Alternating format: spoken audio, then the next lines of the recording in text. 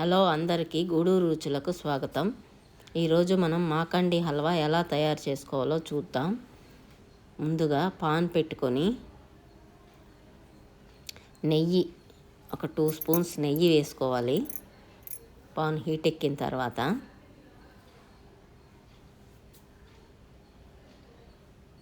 నెయ్యి వేసుకున్న తర్వాత జీడిపప్పు, బాదం పప్పు సన్నగా తురుముకొని వేసుకొని బాగా లైట్ బ్రౌన్ కలర్ వచ్చేంత వరకు వేయించుకోవాలి.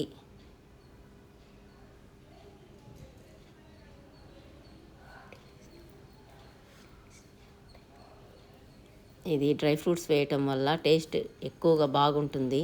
డ్రై ఫ్రూట్స్ పక్కకు తీసేసుకొని ఇంకోటి 2 స్పూన్స్ నెయ్యి యాడ్ చేసుకోవాలి. ముందుగా కాచి చల్లార్చిన పాలల్లో 1 గ్లాసు రవ్వ వేసుకొని బాగా అరగంట సేపు నానబెట్టుకోవాలి.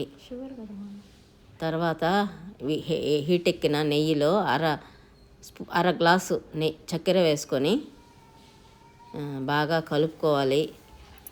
క్యారమిల్ వచ్చిందాక బాగా తయారు చేసుకోవాలి.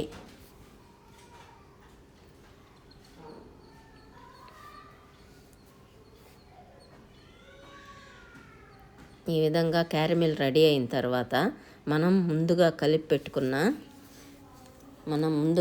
పెట్టుకున్న రవ్వ పాలు, అరగంట సేపు నానబెట్టుకున్న రవ్వ పాలు మిశ్రమం ఈ క్యారమిల్లో వేయాలి. బాగా కలుపుకోవాలి. వేసి కొంచెం ఉడికిన తర్వాత కొంచెం నెయ్యి యాడ్ చేసుకోవాలి.